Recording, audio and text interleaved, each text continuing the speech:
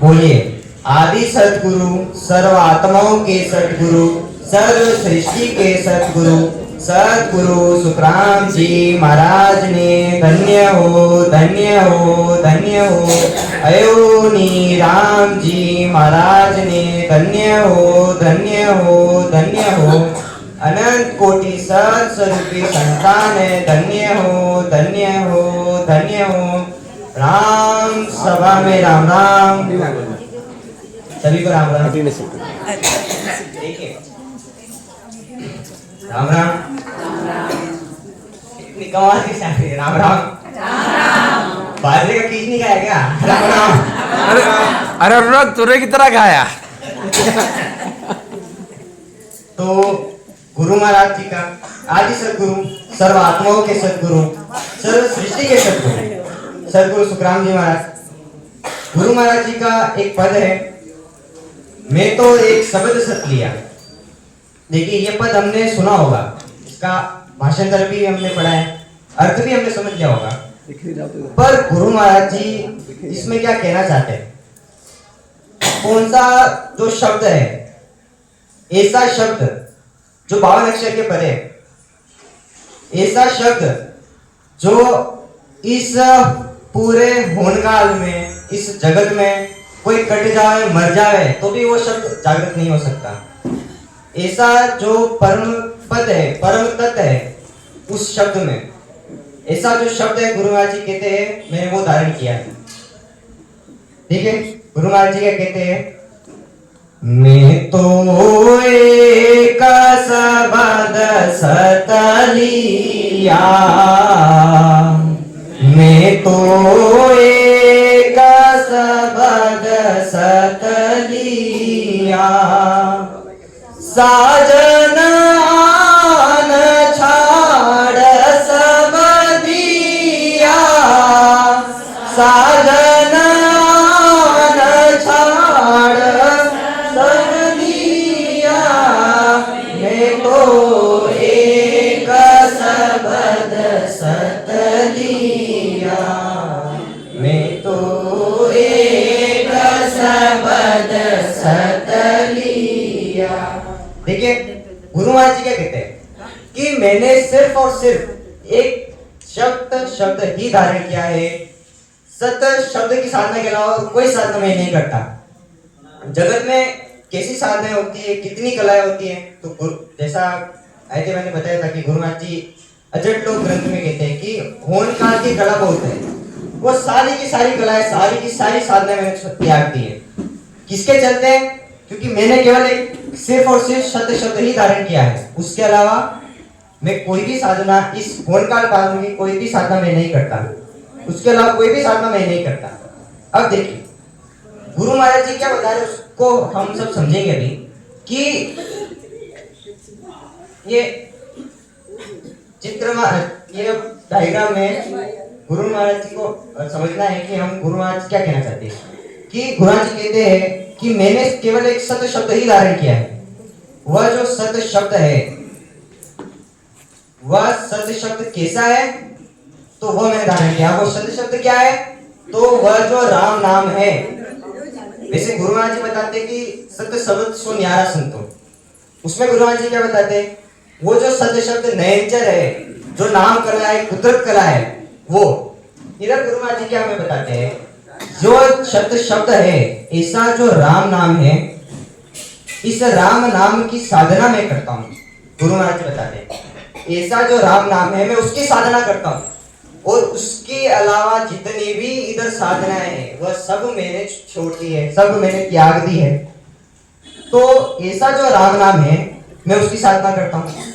अब इस राम नाम में ऐसा क्या है कि गुरु महाराज जी कहते हैं कि इस होन काल पार ब्रह्म की जितनी भी साधनाएं हैं वह सब की सब मैंने त्याग दी। कोई त्याग सकता है? इतना भरोसा हो सकता है किसी को कि केवल वो एक ही पतिव्रता से, उस एक जो परमात्मा है उनकी साधना करें, उसके अलावा सब छोड़ दें। ऐसा कोई शूरवीर है? इधर हाथ खड़ा करो। ऐसा कोई शूरवीर है क्या? हाथ खड़ा करो कि केवल सत्य शब्द की साधना करें। तो तो इतना कड़क गुरु महाराज जी कहते, पहले ही साइकिल में गुरु महाराज जी कहते हैं कि मैं तो एक शब्द सद किया और साजन आन छाड़ सब दिया। मतलब साजन सभी की सभी साधना है, सभी के सभी आन। अब आन क्या है? जैसा गुरु महाराज जी बताते हैं आन क्या होता है, तो गुरु महाराज जी बताते हैं कि वह जो सत्य परमात्मा है, ऐसा जो सत्य परमात्मा है जिसका त्रिकाल का अभाव नहीं है। मतलब आप ले लो भूतकाल, आप ले लो पास्ट, भूतकाल, अभी, प्रेजेंट, इसमें भी उसका अभाव नहीं है, फ्यूचर में भी उसका अभाव नहीं रहेगा।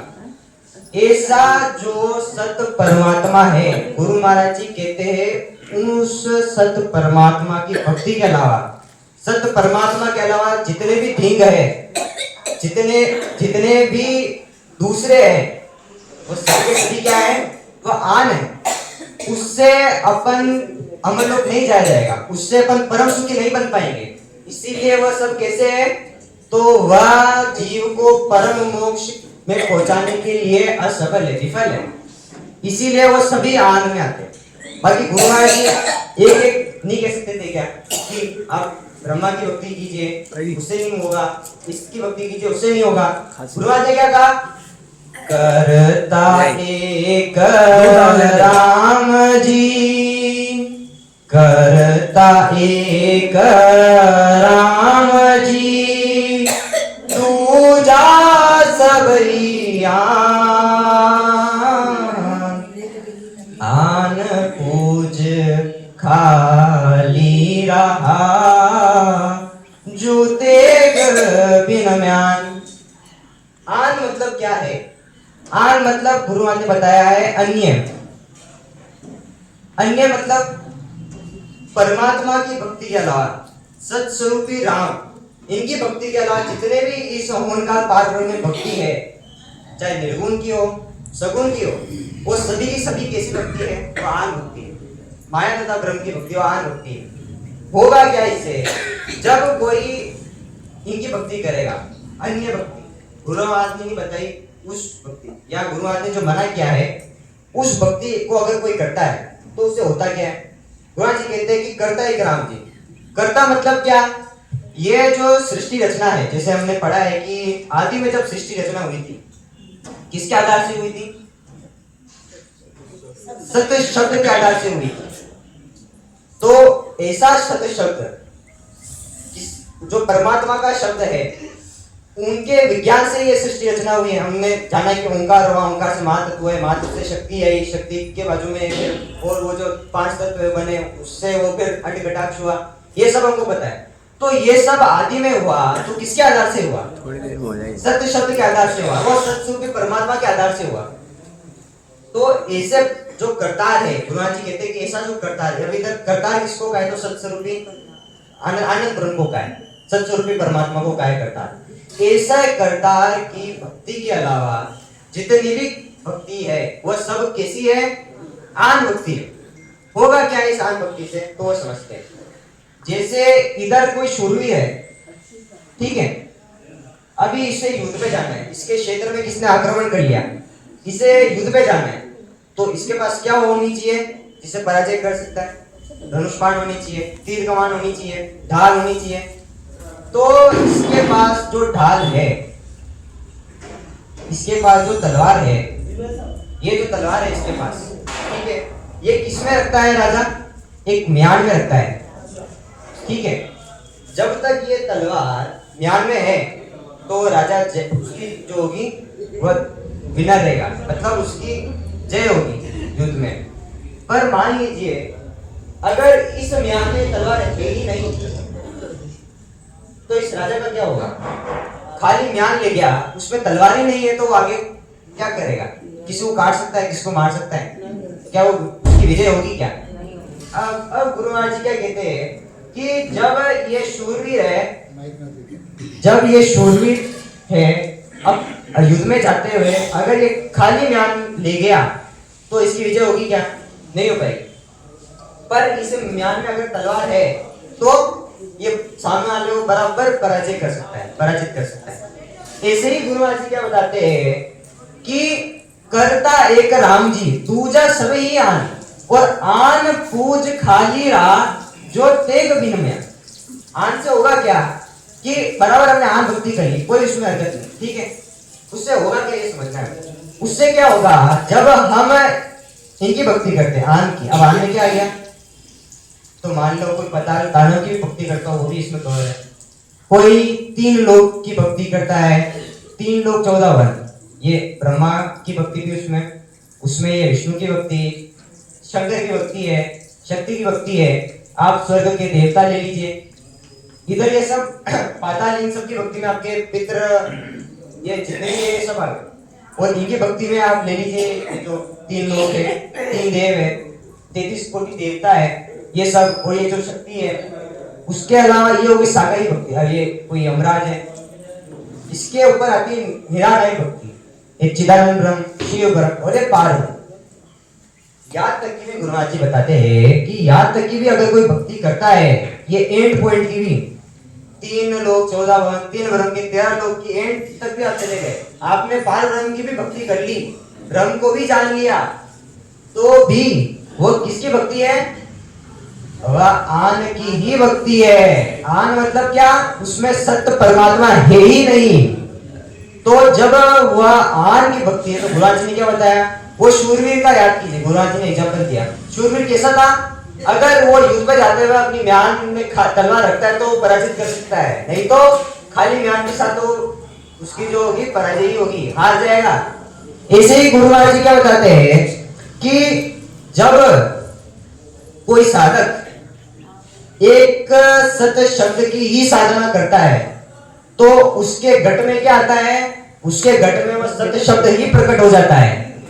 जब कोई साधक सत्य शब्द की साधना करता है, मतलब ये जो सत्स्वरूप परमात्मा है उनकी साधना करता है, तो उसके उनके घट में क्या होता है, वह सत्य शब्द स्वयं ही प्रकट हो जाता है। वह जो नैंचर रूपी तलवार है, नैंचर रूपी खांडा है, वह प्रकट हो जाता है। इस प्रकट हुए नैंचर से वो क्या करता है, 10वां द्वार फोड़कर वो जो है अखंड ध्वनि सुनता है। वो ध्वनि किनकी है, तो सत्य शब्द की ही ध्वनि है। तो इसीलिए गुरुनाथ जी कहते हैं, अगर आप सत्य शब्द की साधना के अलावा आन की भक्ति करते हो, आप साकारी चाहे साकारी भक्ति करो, चाहे आप निराकारी भक्ति करो, उससे होगा क्या, उससे ये नैंचर नहीं आ पाएगा, इस गढ़ में नैंचर नहीं आ पाएगा। अब नैंचर कैसा है, तो वो भी समझते हैं कि नैंचर का महत्व क्या है। हम सभी साधना कर रहे हैं, हम सभी देव की भक्ति कर रहे हैं, गुरु महाराज जी की भक्ति कर रहे हैं। हमारा एंड टारगेट क्या है, हमारा एंड टारगेट, हम गुरु महाराज जी की भक्ति कर रहे हैं, हम सत्संग में भी आ रहे हैं, हमारा एंड टारगेट क्या होना चाहिए, पद गाना होना चाहिए, सत्संग सुनना टारगेट होना चाहिए क्या, तो हमारा एंड टारगेट क्या है, कोई बताएगा, एंड टारगेट क्या होना चाहिए हमारा,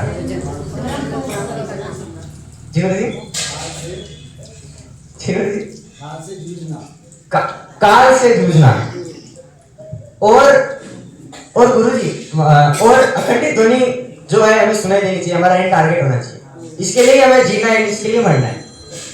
वो अखंडित ध्वनि कैसी होती है, वो मतलब छोड़िए, पर हमारा टारगेट क्या होना चाहिए, नेचर इस घट में प्रकट करवाना, ये हम सभी का टारगेट होना चाहिए। जब तक देखिए नेचर नहीं आएगा ना, जब तक इस घट में नेचर नहीं आएगा, तब तक हमें वह सत्य परमात्मा का देश जिसे हम लोग कहते हैं वहां पे जाया ही नहीं जाएगा। बरोबर, आप सत्संग में आके आपके सुकृत बन गए, अगला जन्म आपको गुरु महाराज अगर मनुष्य दे देते हैं तो ये भक्ति में आओगे, तो वापस अगर नहीं किए, नेचर प्रकट नहीं हुआ, तो वापस गुरु महाराज जन्म देंगे, वापस आप आओगे। हो सकता है कि हमारे कर्म इतना हो जाए कि हम 84 में भी जाएंगे, उसके बाद भी गुरु महाराज हमको भक्ति देंगे। भक्ति उपदेश बताया था कि भक्ति कैसे उपजती है, गोगति यारो होए के जन को देके जाए, ता गुण सुसुकराम गए भक्ति उपजे। कि अगर कोई बाहर से भी जाके देख रहे कि भाई क्या चल रहा है, तो भी उसमें भक्ति उपजेगी ना, पर उसमें सत्य शब्द प्रकट है क्या, नहीं है, तो उसे भक्ति उपजेगी, गुरुराज कभी ना कभी ले जाएंगे। पर हमारा टारगेट क्या होना चाहिए इस जन्म का, कि हमें एक ही जन्म में नेचर प्रकट करवाना है और अमर लोग जाना है। अब अगर नेचर प्रकट नहीं हुआ तो क्या होगा, मतलब सत्य शब्द अगर घट में नहीं आया तो उस जीव का क्या होने वाला है, काल चला जाएगा इस जीव को। मतलब 84 है, 84 के घरों का दुख है, ये सभी दुख जीव को लगेंगे। क्यों, गुरु महाराज जी कहते कि करता एक राम जी दूजा सभी यान। गुरु महाराज जी का ज्ञान देखो, गुरु महाराज जी का ज्ञान देखो। अगर उस ज्ञान के अनुसार हम नहीं चले तो हमारी 84 पक्की है। करता एक राम जी दूजा सभी यान, आन पूज काली रहा जो तेग बीन म्यान। अगर वह राजा है, उसके म्यान में तलवार है तो उसकी जय होगी। ऐसे ही अगर कोई साधक, कोई भी भक्त, आप कोई भी भक्ति ले लीजिए, अगर उससे नेचर प्रकट होता है तो आप वो भक्ति करो, अगर नहीं होता है तो वो सभी साधनाएं छोड़ दो। जो भी आपके गुरु है, जो भी आपके कुल गुरु है, उनसे पूछो कि मैं आप जो भक्ति बता रहे हो बरोबर है, बिल्कुल सही है, हमारे पुरखे ये करते आ रहे, पर क्या है इससे हमारा नेचर प्रकट होगा क्या? क्या ये नेचर की अनुभूति हमें होगी क्या? क्या हमें जो अखंडित ध्वनि चालू होती है वो हमें होगी क्या? इससे नहीं होती तो वो अभी कभी छोड़ दो। क्यों? ये सारे के सारे आपको काल के मुख में रखने वाले हैं। जब तक आपका घट खाली है, उसमें नेचर रूपी तलखंडा नहीं है, तो आपको काल से जूझना पड़ेगा और काल आपको चबा जाएगा। 84 आपकी टलेगी नहीं। ऐसा जो सत्य शब्द है वो किससे प्रकट होता है? वह राम नाम से प्रकट होता है। किससे प्रकट होता है? राम नाम से प्रकट होता है। तो ऐसा इस राम नाम ही क्यों? आप कोई और नाम ले लीजिए, आप राधे राधे कर लीजिए, उस नाम से क्यों नहीं वो प्रकट हो सकता है नेचर? आप राम नाम ही ले लो, राम नाम से भी नेचर प्रकट नहीं होता है एक हद तक। गुरु महाराज बताते एक पद में कि राम कया सुमुख न जावे, राम कया सुमुख न जावे।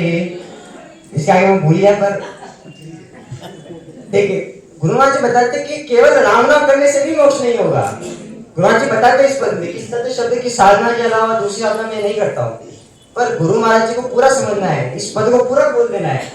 गुरु महाराज जी जो बता रहे अभी आप सोचिए, अगर गुरु महाराज जी प्रवचन दे रहे होते हैं, ठीक है, तो गुरु महाराज जी इतना ही कहते हैं, जो गुरु महाराज जी का सही में शिष्य है वो गुरु महाराज जी सवाल करते कि गुरु महाराज जी सत्य शब्द की साधना बस इतनी करनी होती है क्या? उसके अलावा कुछ भी नहीं करना हमें?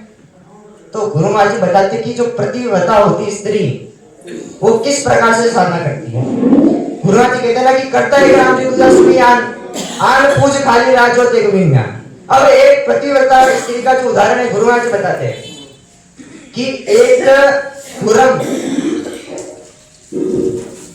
गुरु महाराज जी बताते हैं परम पिस्ता ग्रंथ में, बादशाह की हुरमा होती लागी लार पिंजारा, पड़ी पिंजार पछे पछतानी, जलम गमो या जारा। अब देखिए ये पतिव्रता कितना गुणकारी है, ये गुरु महाराज जी समझाते हैं इस साखी में कि एक बादशाह था, ये एक बादशाह है, ठीक है, एक खंड का बादशाह, और इसकी एक हुरमा, हुरमा मतलब क्या? तो इसकी एक बेगम है, ये हुरमा है और ये बादशाह।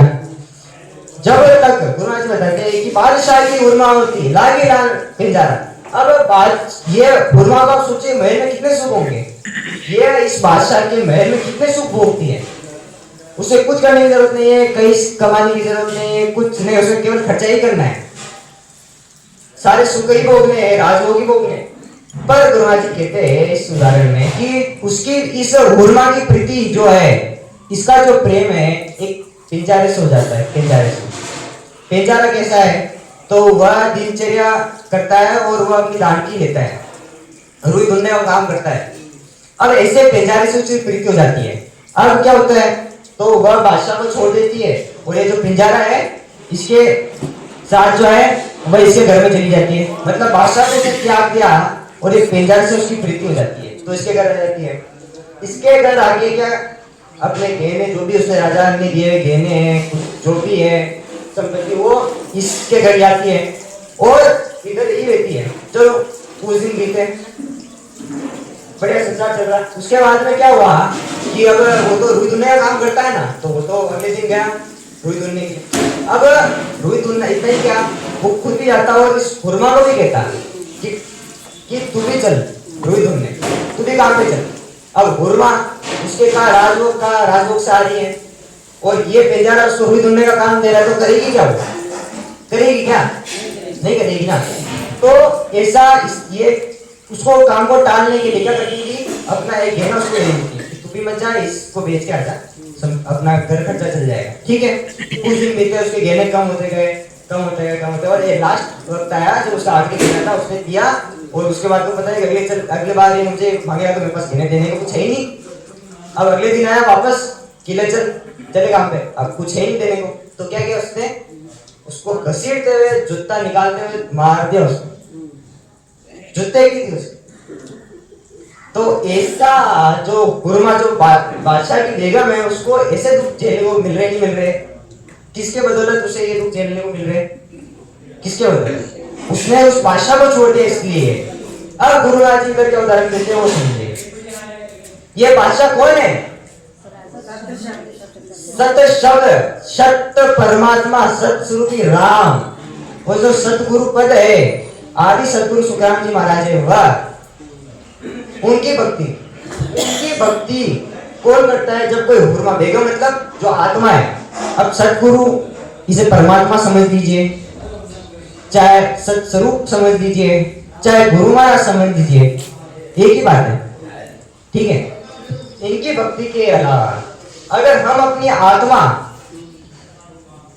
हमारी जो आत्मा नारी है, अगर इनकी भक्ति छोड़कर अगर पिंजारी की भक्ति करती है, मतलब पिंजारी की भक्ति मतलब ये पिंजारे के साथ जाती है। पिंजारा मतलब कौन हो गया? अन्य भक्ति हो गई पिंजारा।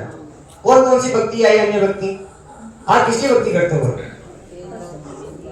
किसकी भक्ति करते हो? एक पर्टिकुलर नाम दो, बोलिए किसकी भक्ति करते हो? बोले शर्माओ मत तो गुरु सर राम से सत्स्वरूप की करते हैं, कोई विराट नहीं है ना, ठीक है। तो जो इनकी भक्ति करता है, जो अपनी आत्मा को इनकी भक्ति में लगाता है, चाहे आप ब्रह्मा की भक्ति ले लो, शंकर की भक्ति ले लो, आप कृष्ण की भक्ति ले लो, आप रामचंद्र की भक्ति ले लो, आप सारे अवतारों की भक्ति ले लीजिए, 10 अवतार जो भी निरंजन की भक्ति करता है, यहाँ तक कि अगर कोई भक्ति करता है तो वह सभी किसकी भक्ति है? वह सभी आन की भक्ति है। जब अपनी आत्मा की संपत्ति क्या है? जो गुरु महाराज ने उसको श्वास दी है, जो 77 लाख श्वासें दी है, वो सारी अगर जो संपत्ति अगर वो इस आन में खर्चा करती है, तो आन का फल क्या है? आन पूज खाली जो तेग बिन म्यान। जब ये सारी संपत्ति अगर आन भक्ति में लगती है, तो उसके घट में वो सत्य शब्द जागृत नहीं हो पाता है। तो पिंजारा इसको क्या कर रहा था? जूते से मार रहा था। ऐसे जब वो काल आएगा, नव दरवाजा आनर गे देख रहे सब साथी रे लो, जब जम आन नगर कूगे। देखिए, जब वह अपने सारे अपन बोले जी बोला होता है, वो क्या करता है? जहां उसे शोभा दिखती है, जहां उसे सहज काम दिखता है, ये सारे सगुन भक्ति करने वाले असल सगुन को भी नहीं पूछते। क्या मूर्ति सगुन है? क्या सगुन क्या है? तो जो संतों का शरीर है वह सगुन है। गुरु जी बताते हैं सगुन क्या है? जो बोल रहा है, चल रहा है अपन जैसे, वो सगुन है। वो सगुन असली सगुन वो है। और निर्गुण मतलब जिसमें 3 गुण नहीं है, तमोगुण, रजोगुण, सतोगुण नहीं है, और गुण सहित वह सगुन है। आप मूर्ति सगुन ले लोगे क्या? वह सगुन की नकल है। गुरु महाराज ने बताया है कि गौ बिछड़े मर गए हो, कि मतलब उसमें जैसे एक असली सगुन अगर आपको जानना है ना, तो आप असली सगुन देवता की पूजा करो। आपको अगर किसी की पूजा करनी है, कोई भी सगुन देवता की पूजा करनी है, आप उसको बिठा के पूजा करो, उसको असल में बिठाओ ना, तो सगुन की भक्ति तब कहलाएगी। वो नकली भक्ति, अब नकली भक्ति से क्या होगा? कुछ भी नहीं होने वाला है उसका साथ। अब फल दिया है, गुरु महाराज ने बताया कि सरल भक्ति का फल है, पर लगेगा का वो भक्ति का फल भी तब लगेगा जब आप उसकी भी एकनिष्ठ भक्ति करोगे। आप नवोदया भक्ति कर लो, आप विष्णु की भक्ति कर लो। विष्णु की जो 9 विद्या भक्ति है, उसमें कीर्तन, श्रवण, पूजन, पाद सेवा इत्यादि जो भी आता है, उसमें स्मरण आता, मतलब उसमें नाम स्मरण आता है। तो इनकी भक्ति भी अगर आप एकनिष्ठ करोगे तब यही उसका फल लगेगा, बाकी अन्यथा नवोदया भक्ति का भी फल नहीं लगेगा, इतनी कठिन भक्ति का भी फल नहीं लगेगा। तो इसीलिए गुरुजी कहते हैं कि ये जो आन भक्ति है, इससे क्या होगा? इससे जी का अकाजी होगा। ध्यान से तोलो गुरु महाराज। तो इससे जी का क्या होगा? अकाजी होगा। अब गुरु महाराज जी कहते हैं कि मैंने केवल सत्य शब्द ही धारण किया है और उसके अलावा कोई भी अन्य भक्ति मैं नहीं करता हूं। ठीक है। उसके अलावा गुरु महाराज जी हमको क्या समझाते हैं आगे? अब इस जगत में जो असल में जीव को जिसने फंसाया, ऐसे जो पंडित जो है वो किसका पढ़ते हैं? वेदों को पढ़ते हैं, बराबर? वेदों को पढ़ते हैं ना पंडित लोग। पंडित होते हैं, धोती पहनते हैं, ये तिलक लगाया, ये एक चोटी रखते हैं, ठीक है। ऐसे जो पंडित है वो पंडित किसको पढ़ते हैं? किसके बल पर वो कहते हैं? मतलब वो ज्यादा बनते किसके बल पर कहते हैं? वेदों के बल पर कहते, ठीक है। अब गुरु महाराज क्या कहते हैं? जे आमुगत वेद पढ़ होवे, जे आमुगत वेद पढ़ होवे, ब्रह्मा ज्ञान धरे क्या जोवे, ब्रह्मा ज्ञान में तो एक शब्द सत लिया, मैं तो एक शब्द सत लिया। अब देखिए गुरु महाराज जी क्या बोलते हैं, हमको क्या बताते हैं कि यदि वेदों को सीखने से या वेदों का पठन करने से मुक्ति होती रहती, तो वेदों का जो करता है ब्रह्मा, वह किसका ध्यान करता है और ध्यान में वो क्या देखता है? ब्रह्मा ध्यान करेगा जोड़े। ब्रह्मा ध्यान किसका ध्यान करता है और ध्यान में क्या देखता है? आपने देखा होगा ब्रह्मा को, तस्वीर भी अगर आपने देखी होगी ब्रह्मा की, एक कैलेंडर पे आती है ना उसकी तस्वीर, कि वो बैठता है, कमल में बैठता है और किसी का ध्यान करता है। उसको ध्यान देने की क्या आवश्यकता है? उसके जो पंडित है वो तो बड़े बन रहे वेदों के बल पर, तो उसको ध्यान देने की क्या आवश्यकता है? तो गुरु महाराज जी बताते हैं कि अगर वेदों को सीखने से या वेदों का पठन करने से अगर आपका परम मोक्ष होता है, अगर आपको सत्स्वरूपी राम मिलता है, अगर आपको परमात्मा मिलता है, तो ऐसा वेदों का रचयिता, ऐसा वेदों का जो रचयिता करता है वो कौन? वह ब्रह्मा। अभी अगर वेदों का रचयिता अगर जगत से पूछ लो तो किसको बताएंगे? वो किसको बताएंगे? व्यास, वेद व्यास को बताएंगे। क्यों? क्योंकि वो खबर ही नहीं है कि वेदों का असली कर्ता कौन है, तो वो ब्रह्मा है। गुरु महाराज जी बताते हैं ब्रह्मचारी विठ्ठल ग्राम समाज में, चार वेद सुन ब्रह्मा किया, नारद श्री का श्रवणा लिया, उना उपदेश व्यास ने गाया, इन विद वेद जगत में आया। तो वेदों का असली जो करता है वो ब्रह्मा से वह ब्रह्मा ने इसको गाए, सुने किसने? नारद ने सुने। और जो व्यास है वह इस जगत में ले आया है। अरे ऐसा जो वेदों का करता ब्रह्मा, असल में ब्रह्मा ही करता है ना वेदों का, तो ब्रह्मा किसका ध्यान कर रहा है? वह किसका ध्यान करता है? वो ध्यान में क्या देखता है? ब्रह्मा बेटा ध्यान धर, अंतर रया समाय, तो गत साया के ताई दिन जाए। अरे ऐसा जो ब्रह्मा है, गुरु जी बताते हैं, पूछते हैं कि वो ब्रह्मा किसका ध्यान धर रहा है? अगर वेदों को पढ़ने सीखने से मुक्ति होती, परम मोक्ष मिलता, तो वो जो ब्रह्मा है उसको ध्यान देने की क्या जरूरत पड़ रही है? बरोबर ना? बरोबर क्वेश्चन है कि ब्रह्मा क्यों ध्यान कर रहा है? उसे किस, वो तो सुखों का घरता बन सकता है, उसके पास तो सुख चल क्या नहीं चाहिए, उसे ध्यान देने की जरूरत पड़ती है। अपन ध्यान कर रहे हैं, उसे ब्रह्मा भी ध्यान कर रहा है, तो उसे ध्यान देने की आवश्यकता है। तो ऐसा जो ब्रह्मा है वो किसका ध्यान कर रहा है? वो किसका ध्यान कर रहा है? तो वह भी ब्रह्म का ध्यान कर रहा है, ओंकार परब्रह्म है उसका ध्यान कर रहा है, उसका ध्यान कर रहा है। वो भी सत्स्वरूप को नहीं जानता है। अरे गुरु महाराज जी क्या बताते हैं? गुरु महाराज जी एक जगह बताते हैं कि अब ब्रह्मा ले लो क्या, गुरु महाराज का जो बिल्डा भेद है वो किसने नहीं पाया है? आप गुरु महाराज जी क्या समझाते हैं कि ब्रह्मा वह भी किसका ध्यान कर रहा है? वह भी किसका ध्यान कर रहा है? वह भी किसका ध्यान कर रहा है? वह जो ब्रह्म है उसका ही ध्यान कर रहा है। क्योंकि गुरु महाराज कहते हैं कि ओंकार परब्रह्म मुझे गिरकर नहीं जानता है, बरोबर? ऐसा ही ये जो वेद है ये ब्रह्मा को भी नहीं मिला है। उसने भी अपने वेदों में क्या लिखे है? श्रुतियां लिखी। अब श्रुतियों से मुक्ति होती है क्या? तो गुरुनाथ कहते हैं श्रुतियों से मुक्ति नहीं होती है।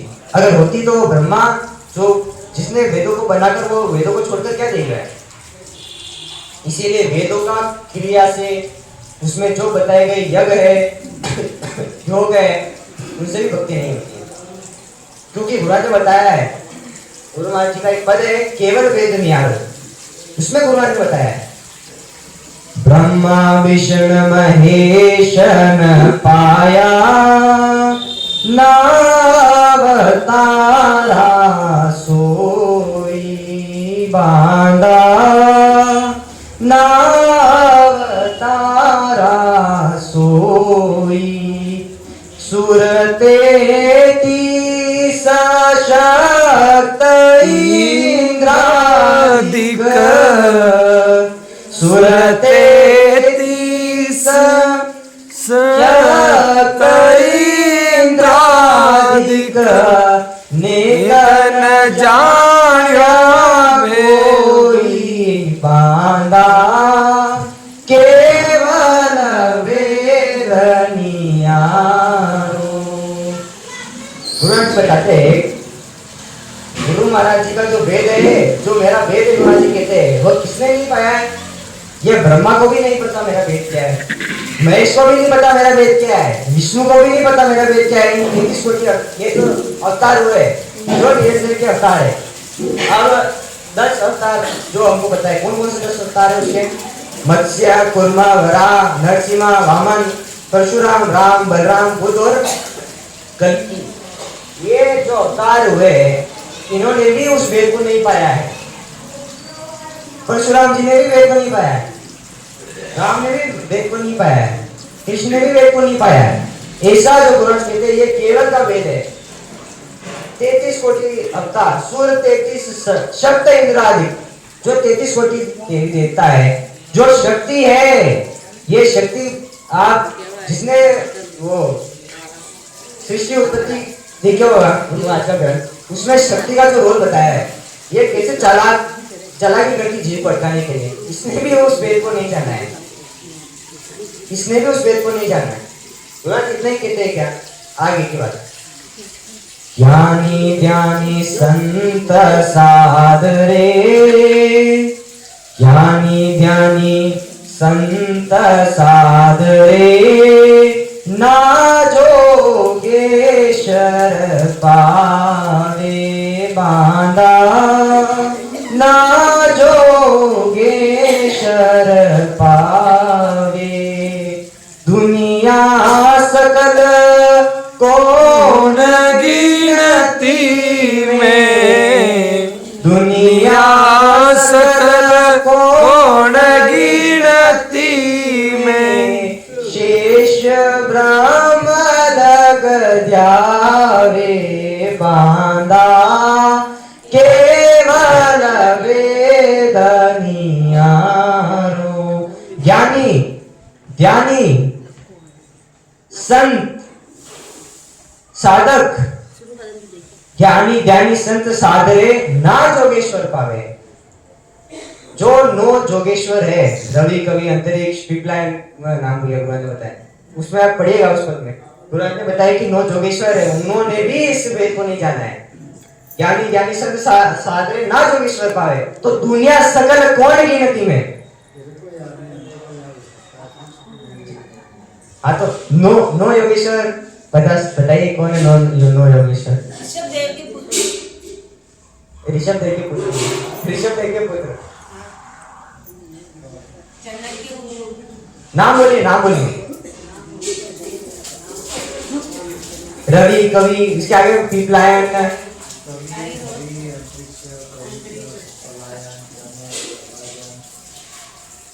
हाँ। तो ऐसे जो ये 9 योगेश्वर हुआ इन्होंने भी नहीं पाया, ठीक है। उसके बाद में गुरुनाथ जी कहते हैं जब ये सृष्टि को जीव को जानने वाले नहीं पाया, तो इनके बने हुई जो ये सृष्टि जगत है, दुनिया से कल कौन गिनती में, वो जो शेष है उसने भी इसको नहीं जाना है। तो शेषनाग है ना, जो राम नाम का स्मरण कर रहा है 2000 वर्ष से, जबकि वो राम नाम का स्मरण कर रहा है, फिर भी गुरु महाराज कहते हैं कि उसने मेरा भेद नहीं पाया है। सोचिए, हम राम नाम ले रहे हैं, वो भी राम नाम ले रहा है, पर वो राम नाम कौन सा है? बीच का फर्क है। ये जो राम नाम, गुरु महाराज जी का जो राम नाम है, इसमें जो बीज है वो केवल का बीज है। गुरु महाराज ने बताया ना कि दो बीज है, एक माया का, एक केवल का।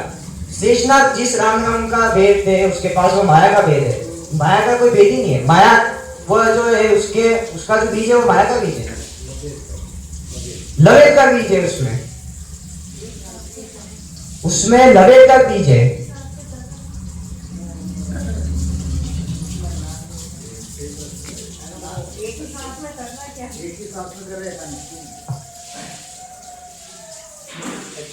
है कि जगत में पहले वेद आए,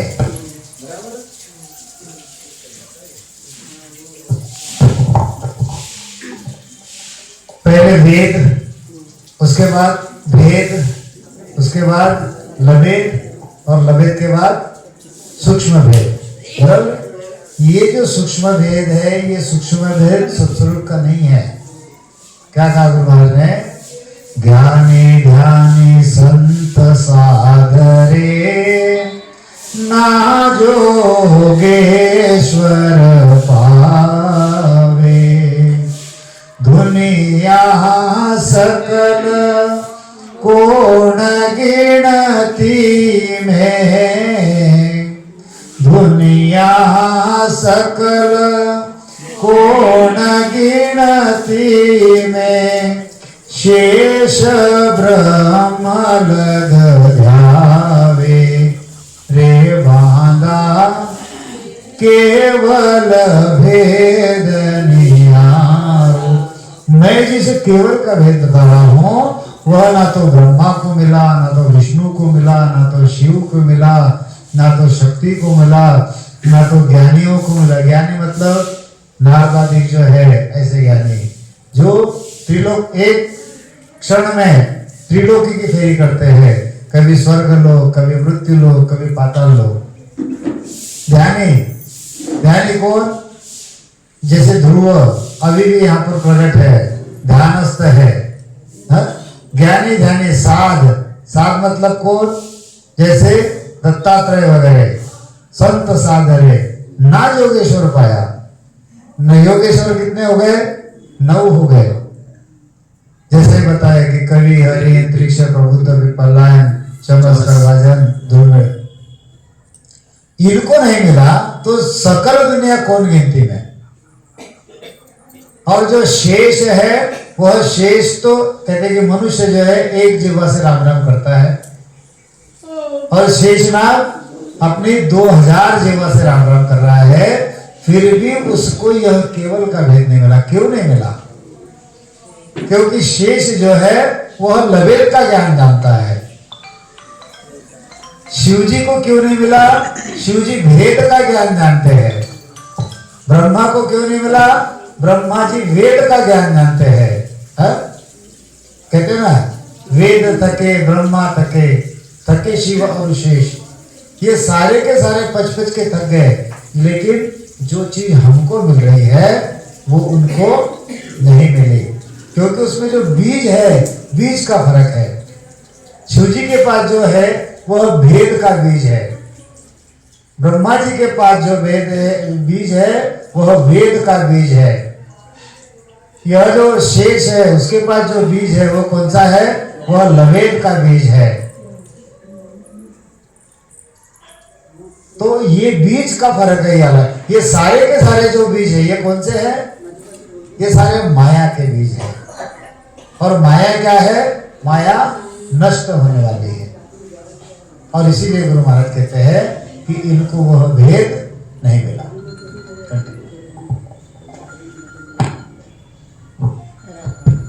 तो ये ब्रह्मा हुआ, महेश, विष्णु, अवतार, 33 कोटि देवता सहित इंद्र, शक्ति, ज्ञानी, नारदादिक, ज्ञानी, ध्रुव, साधरे, ना योगेश्वर पाए, जो 9 योगेश्वर है। उसके अलावा गुरु जी क्या बताते हैं कि दुनिया सकल कौन गिनती में, ये जो जगत के लोग हैं उनकी गिनती क्या है? शेष के सामने। शेष कौन? तो ये 50 कोटि योजन पृथ्वी का जो भार है उसने उठाया है। ऐसा जो शेष वो भी राम नाम के स्मरण कर रहा है ना, उसे भी वेद मिला क्या? नहीं मिला। वो रवेद का ज्ञानी हो सकता है, पर वो केवल वेद का ज्ञानी नहीं है। सूक्ष्म वेद का, गुरु महाराज का जो सूक्ष्म वेद है उसका ज्ञानी नहीं है। इसीलिए भी वो राम नाम कर रहा है, पर उसके पास नयनचर नहीं है। उसके अलावा गुरु जी क्या कहते हैं? ये तो हुई साकारी भक्ति, ये साकारी तक। उसके अलावा गुरु जी क्या कहते हैं? बंध मुक्त दो नाकुआ, बंध मुक्त दोनों के, बंध मुक्त दोना सुन्यारा, मुगत जासुर हो लिवलाई, बंध मुक्त दोना सुन्यारा, जासुर हो लिवलाई। तो गुरुजी कहते यहाँ तक खबर, सकल खबर ले आया, आगे ना जाना कोई। मतलब बंध मुक्त, स्वर्ग, वैकुंठ, इसके बाद जो मोक्ष आता है, जो मोक्ष, वो जो पार ब्रह्म तक जाते हैं जिन्हें मोक्ष मिला, मतलब क्या? उनके कर्म जीरो हो गए, उनके कर्म नहीं रहे, पर तो भी उनके पास नैंचर का भेद नहीं है, तो भी उनके पास नैंचर नहीं है। मोक्ष पा लिया तो भी नहीं मिल पाएगा, निराकारी की भक्ति कर ली तो भी नहीं मिल पाएगा। तो मिलेगा कैसे? तो गुरुनाथ जी बताते हैं कि सुख राम अर्थ जब लादे, तब ऐसी मत आवे बांधा, जब जब ऐसी मत आवे, जब बैरागी हुए नर जग में, जब बैरागी हुए नर जग में, पिता की सब को न चावे बांधा, केवल वेद नियारो। इस जगत में अगर कोई वैराग धारण करना चाहता है तो उसे अपने माता पिता को छोड़ना पड़ता है, जंगल में जाना पड़ता है, वेदों का अध्ययन करना पड़ता है, गुरु धारण करना पड़ता है जगत के। पर गुरु महाराज जी कहते हैं ऐसी ये तो जगत की समझ है, ऐसी जो जी के माता पिता तथा गुरु है, महाराज जी कहते हैं के सुखराम अर्थ जब लादे, तब ऐसी मत आवे। कैसी मत? जब वैरागी हुए नर जग में, पिता की सब गुण चाहे। जब जिसको वैराग आया है, क्या वो माता पिता को पकड़ेगा? नहीं पकड़ेगा। वो किसके पास जाएगा? गुरु के पास जाएगा। ऐसे ही जिस जीव को असल में वैराग आया है, सत वैराग आया है, सत परमात्मा उसे प्राप्त करना है, उसे नेच प्राप्त करना है, तो उसे किससे छोड़ना पड़ेगा? उसे जीव के माता को छोड़ना पड़ेगा, जीव के पिता को छोड़ना पड़ेगा। कौन है जीव के माता पिता? ये जो माया ब्रह्म है, इच्छा माया और जो पार ब्रह्म है, वह जीव के माता पिता है। इनकी भक्ति को उसे त्यागना पड़ेगा, और इनकी भक्ति, ये सारी भक्ति किसे उपजी है? ये माया से ही, पार ब्रह्म से ही उपजी है। तो उस पार ब्रह्म को छोड़ना पड़ेगा, मतलब भक्तियों को छोड़ना पड़ेगा। तब जाके गुरु जी कहते हैं तब ऐसी मता है जब बैरागी हुए नर जग में, पिता की सब गुण चाहे। तो ये गुरु जी बताते हैं कि जो वेदों का करता है ब्रह्मा, उसको भी गुरु महाराज मेरा वेद नहीं मालूम है, वो भी क्या कर रहा है? ब्रह्मा बेटा ध्यान अंतर रहा समाये, तोगत साइया कहता है कि नहीं जाए, वह भी महिमा कर रहा है, पर उसे भी वेद मालूम नहीं। आगे गुरु महाराज जी से समझाते हैं करामात सूझे जे अमुगत सीध के माई, जे अमुगत सीध के माई, दानु भूत गत क्यों जाई, दानु भूत अगत क्यों जाई, मैं तो एक शब्द सतलिया, मैं तो एक शब्द सतलिया। देखिए गुरु जी क्या बताते हैं कि यदि सिद्धाई में मुक्ति होती है, सिद्ध होने से अगर मुक्ति होती रहती, जो राक्षस है, जो दानव है और जो भूत है, वह इतने सिद्ध है तो भी उनकी मुक्ति क्यों नहीं गई? किसी ने सुना कि भूत जो है परम मोक्ष में चला गया या उससे मुक्ति हो गई? तो वो कौन सी योनि है? वो अगति वाली योनि है, जो पितर है इस ये वाली योनि है। तो फिर ये अगति में क्यों गए होते हैं? गुरुनाथ जी पूछते हैं कि अगर सिद्ध होने से, सिद्ध मतलब जो एक तो बड़े चमत्कार होते हैं, एक होती है सिद्धाई। सिद्ध मतलब क्या कि जैसे गुरुनाथ जी बताते हैं कि एक सिकोती पक्षी होता है, वह दूर पे होने वाली जो घटना है वो पहले ही प्रिडिक्ट कर देता है, पहले बता देता है कि यह घटना होने वाली है। ये सिकोती पक्षी का उदाहरण गुरुनाथ ने दिया है। इसी जो सिद्ध होते हैं, जो मन की बात पढ़ लेते हैं, ये जो भी होते हैं इत्यादि, ये सारे जो होते हैं सिद्ध होते हैं। मन की बात पढ़ लेना, तुम्हारे साथ क्या हुआ, जैसे बयान होता है ना कि पास्ट में क्या हुआ वो जान लेना, फ्यूचर में क्या होने वाला वो जान लेना, तो ये सारे जो है वो सिद्ध है। सिद्धाई अगर रखने से अगर परम मोक्ष होता है, तो वो जो भूत है उनके पास गुरुनाथ जी क्या कहते हैं कि ये जो दानव होते हैं उनमें कुदरती पूर्ण सिद्धाई है, और जो भूत है वो एक चौथाई सिद्धाई रखते हैं अपने साथ कुदरती। तो ऐसे सिद्ध होने के बाद भी अगति में क्यों गए होते हैं? नहीं जाना चाहिए ना वो गति में। तो ऐसे जो सिद्ध है उनके पास भी गुरु महाराज जी का जो सत्य शब्द है वह नहीं है, इसीलिए उससे भी परम मोक्ष नहीं होगा सिद्ध होने से भी। गुरुराज जाके बताते हैं, करामात सूझे घट पावे, करामात सूझे घट पावे, मिलखा दे देव क्यों चावे, मिलखा दे देव क्यों चावे, मैं तो एक सबद सतलिया। देखिए गुरुनाथ जी क्या कहते हैं कि यदि करामात चमत्कार करने से अगर गति होती रहती तो चमत्कार तो देवताओं में कई तरीके की है, फिर ये मनुष्य शरीर की चालना किस लिए करते हैं? क्योंकि इसके बिना मोक्ष नहीं मिलता है। इसीलिए यह जो भी देवी देवता है, अभी गुरुनाथ ने बताया ना कि सूर्य 33 शब्द इंद्रादि नहीं कर जाने कोई, मतलब 33 कोटि देवता सहित जो उनका राजा है इंद्र है, 101 करने वाला जो इंद्र पृथ्वी पे बैठा है, वह भी इस मिनखा देवी चालना कर रहा है, इस मनुष्य देवी की चालना कर रहा है। इतना ही क्या, जो 3 देव है वो भी इसकी चालना में लगे, ब्रह्मा विष्णु महादेव जिनके इस जगत में भक्ति करते हैं लोग, वह भी मिनखा देवी की चालना करता है। तो ऐसा क्या है इसमें? तो एक उदाहरण है कि यह मिनखा देवी भले ही इसका गुरुनाथ जी तो कहते हैं कि इसका जो गुण है वह होनकाल पार ब्रह्म की जो का है उससे भी बड़ा है इस मिनखा देवी का। ऐसो ब्रह्मन कोई हद में जोड़ी, जब अमर लोक जब जाए घरे में निशा दे कोई, तो अमर लोक किसे जाया जाएगा? इस मिनखा देवी से जाना जाएगा। और वो मिनखा देवी किसके पास है? तो वह अभी हमारे पास है। ये मिनखा देवी, ये मनुष्य देवी, ये हमारे पास है। इसकी चालना में कौन लगे? करामात सूझेगा पार। गुरुनाथ जी क्या कहते हैं इधर कि देवता तो कैसे करामाती होते हैं, वह उनका विमान जाता है, 1 सेकंड में वो यहाँ से वहां पहुंच जाते हैं, करामाती होते हैं ऐसे देवता। तो ऐसे जो देवता है स्वर्ग के, आप स्वर्ग जाना चाहते हो ना, जो स्वर्ग जाना चाहता है उसके लिए, जो देखो स्वर्ग में जाओगे तो क्या बनोगे? देवता ही बनोगे।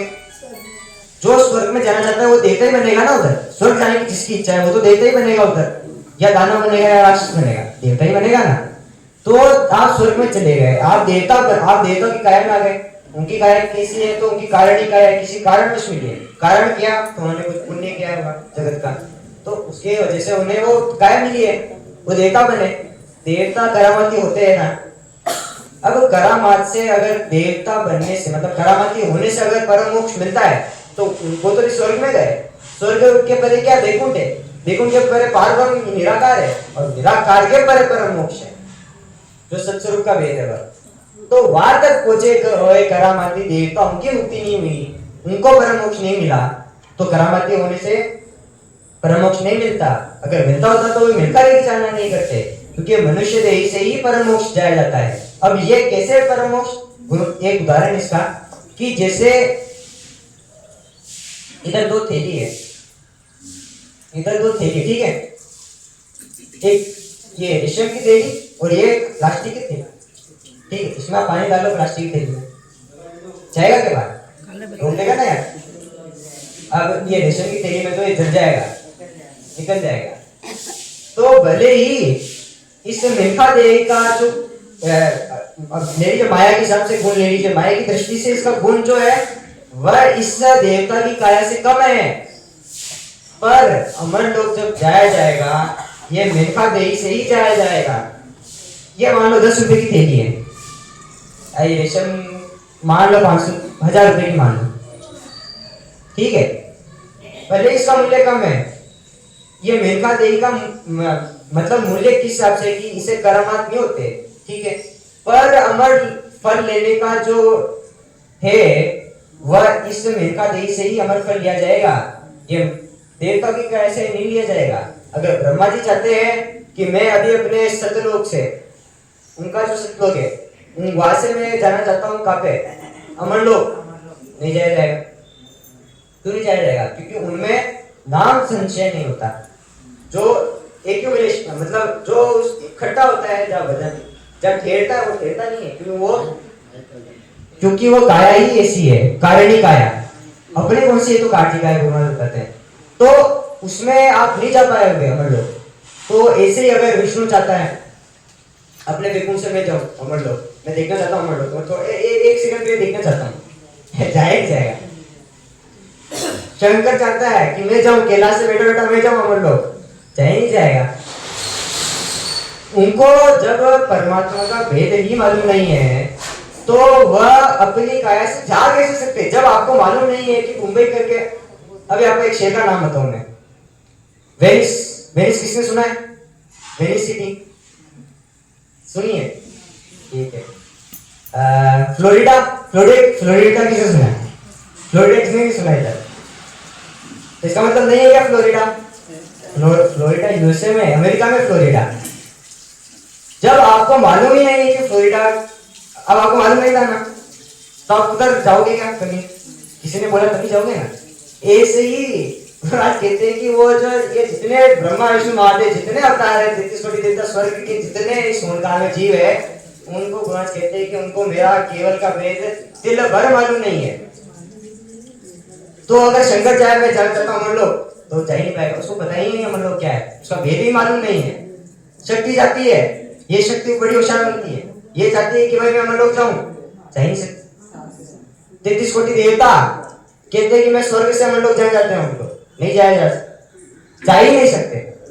पर अगर आप में से कोई चाहता है कि मैं अमर लोग जाऊं, तो आप जा सकते हो। क्यों?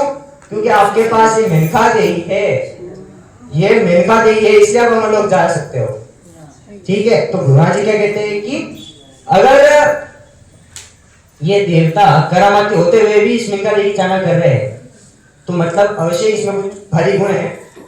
गुरुनाथ जी आगे इस पद में बताते हैं, जे आमुगत बहुत बल सारे, जे आमुगत बहुत बल सारे, शेष नाग क्यों राम उचारे, शेष नाग क्यों राम उचारे, में तो एक शब्द सत लिया, में तो एक शब्द सत लिया।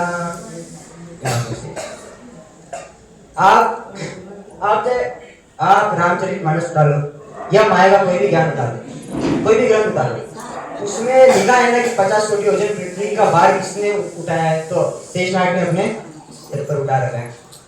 अब शेषनाग राम नाम भी करता है उसमें, आप कोई भी ग्रंथ पढ़ो उसमें लिखा है राम नाम भी करता है। अब ऐसा बलवान, अगर कोई इतना बलवान है, हम राम नाम क्यों ले रहे हैं? क्योंकि हमारे जो दुख है उसको कम होने चाहिए ना, हमें सुख प्राप्ति होनी चाहिए, इसलिए हम राम नाम ले रहे हैं। ये शेषनाग राम नाम क्यों ले रहा है? जबकि इतना बलशाली है, तो इतना बलशाली है कि कुछ भी मांगे पूरा हो जाएगा। कोई बलवान अगर जगत में है तो वो जो चाहे वो कर सकता है ना। तो ऐसा 50 कोटि योजन पृथ्वी का भार उठाते हुए भी ये शेषनाग को राम नाम लेने की आवश्यकता है। गुरुनाथ जी तक चेताना चाहते हैं, वह राम नाम भी ले रहा है, तो भी वो काल का ही नाम है, पर वह राम नाम भी क्यों ले रहा है? राम नाम में ही गुरुनाथ जी राम नाम की ही महत्ता बताते हैं कि अगर वो काल का नाम भी है तो भी ये राम नाम क्यों ले रहा है। उसे लेने की क्या आवश्यकता है? जब इतना बलवान होने के गुरुनाथ जी बताते हैं, अगर यह मुक्ति बहुत बल के अधीन रहती तो शेषनाग के जैसा बलवान कौन है? ऐसा बलवान शेषनाग राम नाम स्मरण क्यों कर रहा है? ये जरा विचार कीजिए।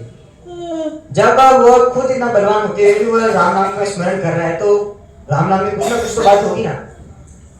शेषनाग कुछ ना कुछ सोच समझ के राम नाम लेना होगा ना, तो उसे राम नाम लेने की क्या आवश्यकता है? अब गुरुनाथ जी बताते हैं कि आप वेदों को पढ़ लो, आप ब्रह्मा की भक्ति कर लो, वेदों को पढ़ लो, आप चाहे क्या टाइम हुआ 8 बजे, तो आप सिर्फ आप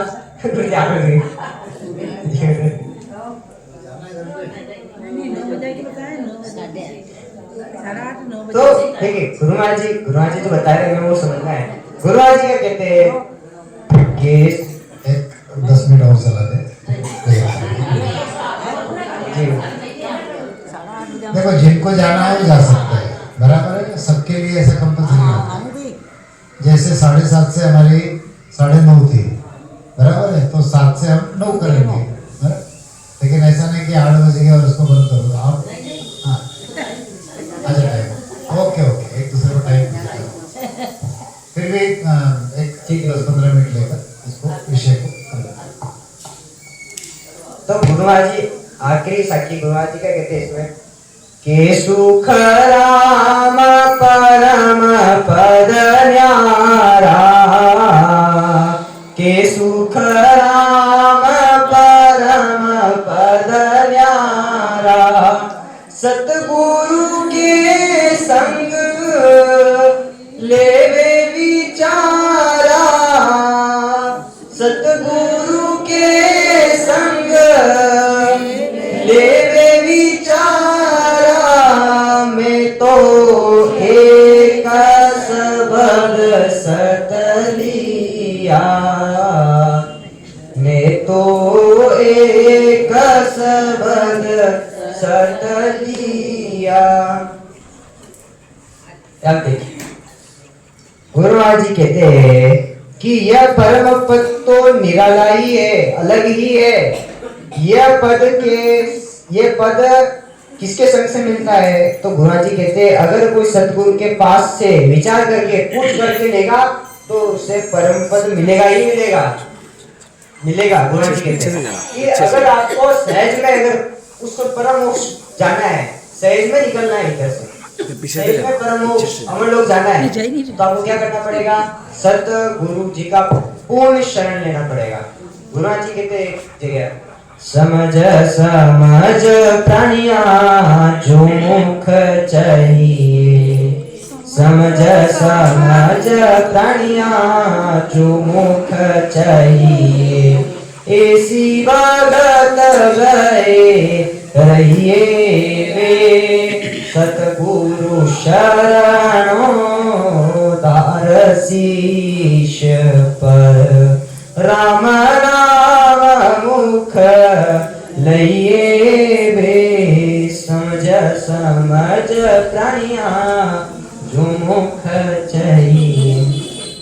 गुरुनाथ जी कहते हैं कि गुरुनाथ जी कहते समझ, गुरुनाथ जी कहते हमको, मैं जो समझाने जा रहा हूँ समझ को भी समझो। क्या कि जे मोक्ष चाहिए, अगर परम मोक्ष चाहिए, अगर आप सभी को परम मोक्ष चाहिए तो क्या करना है? सतगुरु शरणों धार शीश पर और राम नाम मुख रहिए वे। ऐसा राम नाम शेष भी ले रहा है, पर गुरुनाथ क्या कहते हैं? सतगुरु शरणों धार शीश पर, उसके पास सतगुरु को नहीं जानता, इसलिए उसे मुक्ति नहीं मिली। शेष को अवतार ये सब उस ब्रह्म को जानते हैं, इन्होंने महिमा कर दी, पर उनके पास भी सतगुरु का शरण नहीं है, इसलिए वह भी नहीं गए। ब्रह्मा भी ध्यान कर रहा है, पर ध्यान में क्या देख रहा है? तो वह तोगत साइया, तेरी गति साइया, उसने भी सतगुरु का शरण नहीं लिया है। वह जी कहते हैं कि बिना सतगुरु के शरण लिए हुए, बिना सतगुरु के शरण से और राम नाम से लिए हुए तो आप परमोक्ष नहीं जा सकते। रटना की विधि टाल के साजन करे अनेक, सो सब हद का ख्याल है नाना विध कर देख, नाना विध कर देख परम पद कदे न पावे। ने अंचर पंकनाल पिचम को भेद ना पाए, हद बेहद में सब थके, भेद भेद कर दे और रटना की विधि टाल के साजन करे ने। गुरुराज ने कहा है ना ब्रह्मचारी टाल समाज में कि रटना की विधि टाल के कोई भी साधन करो इस जगत का, उससे आप परमोक्ष नहीं जा सकते। तो इतना ही गुरुराज जी कहते हैं। तो बोलिए, आदि सद्गुरु, सर्व आत्माओं के सद्गुरु, सर्व सृष्टि के सद्गुरु सद्गुरु सुखराम जी महाराज ने धन्य हो, धन्य हो, धन्य हो। अयोनी राम जी महाराज ने धन्य हो, धन्य हो, धन्य हो। अनंत कोटि सत्स्वरूपी संतान है, धन्य हो,